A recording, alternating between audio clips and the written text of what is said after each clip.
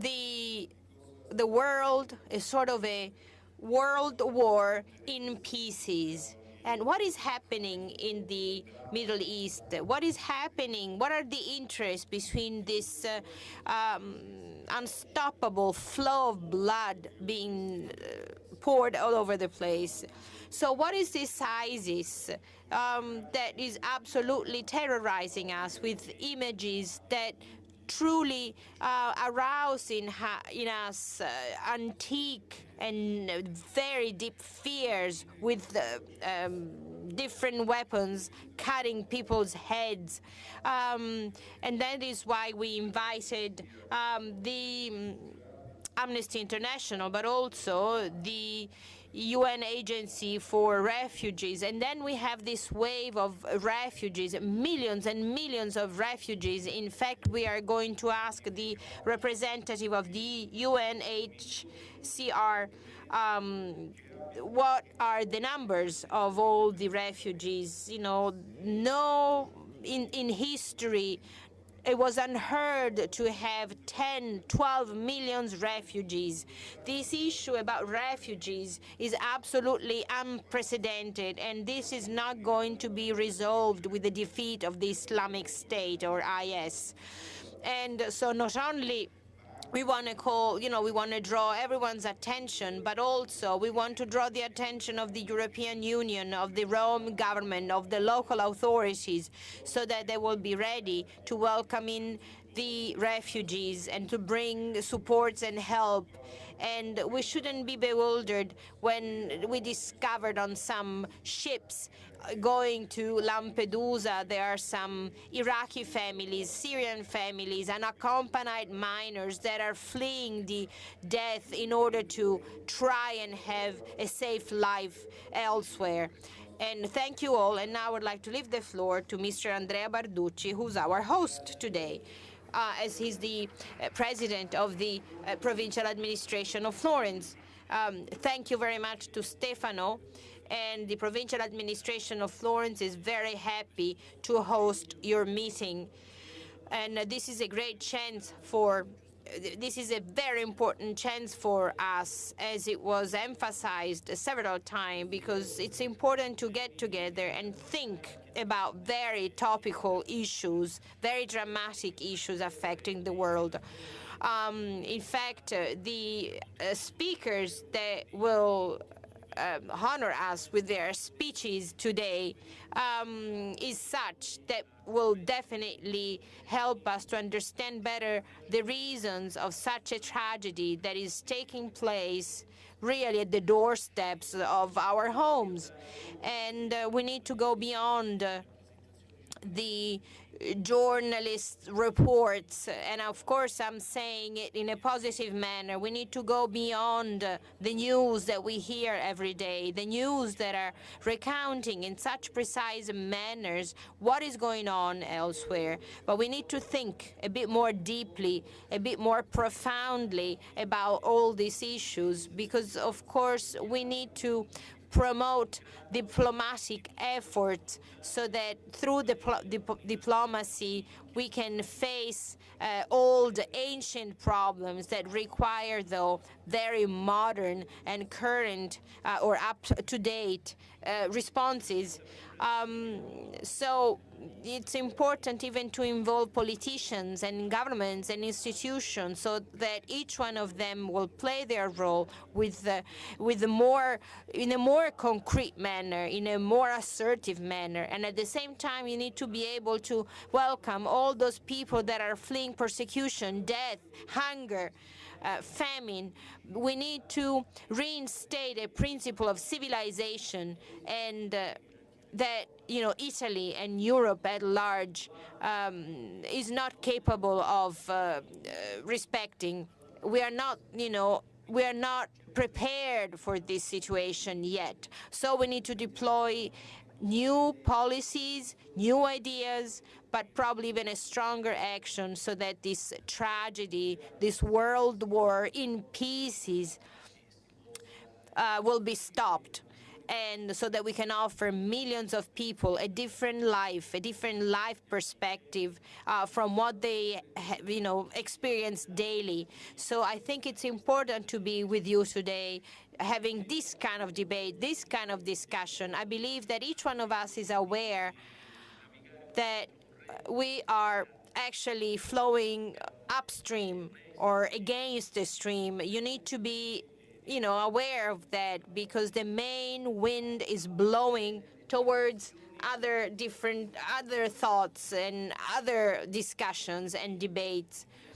But since this is a very difficult time and the challenge is very hard, I believe that being here and being in the Medici Riccardi's palace is meaningful to all of you and to all of us. My hope is that such a beautiful and important place as one of the most important Florentine palaces, that he is full of a history and a culture that permeated Italy and Europe at large, will help us, think well together and actually find good ideas. Thank you very much. And now I would like to give the floor to Nazareno Bisoni, who is the chairman of the Trade Union of Journalists of Tuscany. Good morning, everyone. And first of all, I would like to thank Ispe, Stefano, Ahmad, and all the other ones that have been cooperating or collaborating to the organization of this event. This is not a formal greeting. It doesn't happen very often in Florence to speak about the world. In Italy, and I'm speaking on behalf of journalists or journalism, there is no tendency to recount and speak about the world.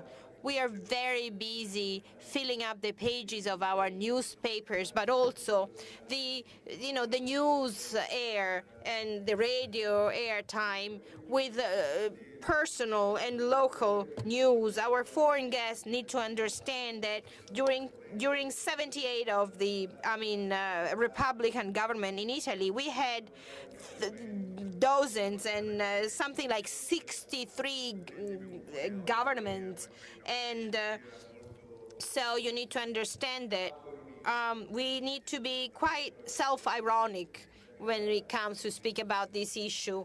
I represent the Tuscan journalists as a trade union, and instead I believe that it's important to say and write about what happens in the world.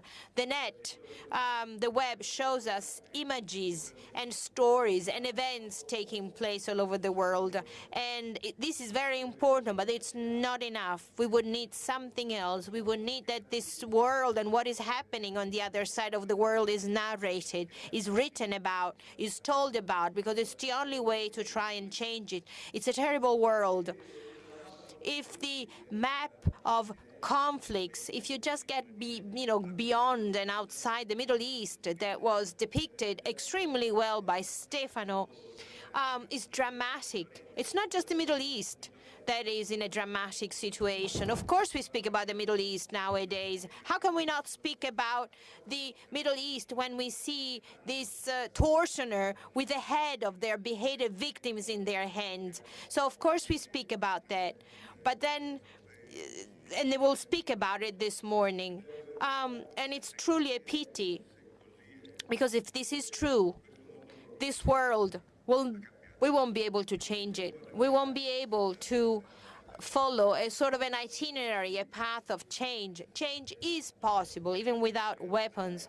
Of course, we should never get to the final solution where each one of us would take up a Kalashnikov, a machine gun when it comes to certain situations. We have to think about that before. We should never get to that point, obviously. And so this thinking that I would like to share with you is a way of thanking all the foreign guests that came to join us in Florence. Florence is a beautiful city, and everyone comes very happy, but I'm sure it wasn't easy for you, and even the risks, personal risks that you had to take in order to be here. So thank you all. And we'll listen to you very carefully, and hopefully we'll understand a bit more from your words. Thank you very much. Thank you, Nazareno. Now we have Nicola Novelli, from the Association of Italian Journalists. It's a great pleasure for me to be here with you, and thank you very much for having invited us, especially the provincial administration of Florence, the Italian journalists that work abroad in different roles, sometimes risking their life. They are the eyes, the mouth, and the ears of our country. And at the same time, they're ambassadors of the Italian culture in the countries where they're working and staying. So they're a great resource for Italy in terms of, in cultural terms, but also in terms of economic relations with the different people of this world. In the era of knowledge, as defined by the EU, this is a value. This is a value that should not just be measured in economic terms. There are many ways, many manners to understand what is happening around us in the world. We can actually send abroad, researchers and scholars and diplomatic representatives, secret agents. Any solution has its pros and cons, but of course sending reporters, special envoys, special journalists in war zones is a way of knowing the world in a democratic and creative manner, therefore creating an added value for the country that is sending its journalists, but also for those countries that are accepting them, taking them in. Of course, Italy has a problem. If we had a good time with depicting the world in a chart, if we look at the different sizes of the countries and the number of Italian journalists in that location, we would have an unusual depiction. We would end up having a very large Europe, North America that is absolutely huge, and all the other continents would be tiny, absolutely tiny. Some of them would be microscopic. And not only because, there are wars in certain countries and therefore it's dangerous. Many Italian newspapers and TV channels are afraid to send their anchors. But, there are other countries like China, which is one of the most important economies of the world with over 1 billion inhabitants. There is probably maybe 1.5, maximum 2 Italian journalists. So obviously, China is developing in a great manner, very fast, and we end up having a sort of a distorted and partial view of this country. Often, we don't grasp those occasions for economic development, but also for friendship if we are deploying a different effort in terms of our human resources. So these are important opportunities in order to reflect together about the strategic function played by Italian journalism abroad, but also about the importance of having friendship and friendly relations and relations of cooperation with other countries. So thank you very much to Information Safety and Freedom that has been organizing this meeting for several years. And we would like also to confirm what we were saying at the beginning of this meeting, which is it would be very nice next year, in addition to having the forum, something that is more formative for Italian, or actually for Tuscan journalists, in order to deal with these topics in a more thorough manner and maybe with a bit more time.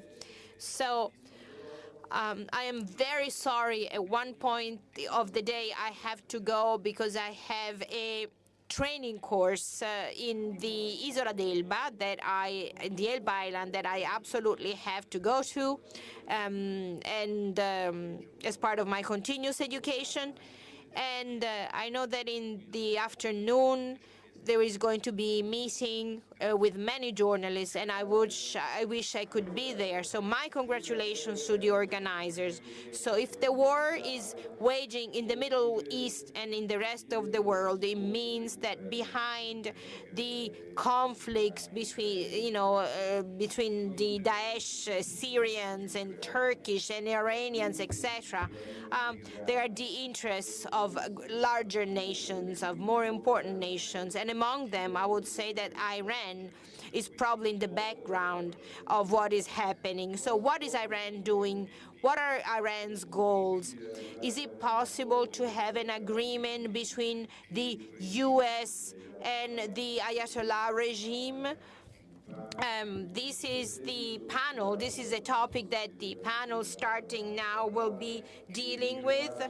It's going to be moderated by Ahmad Arafat, and I would like to thank him for having invited such important speakers, and I would like to leave him the floor. Thank you very much.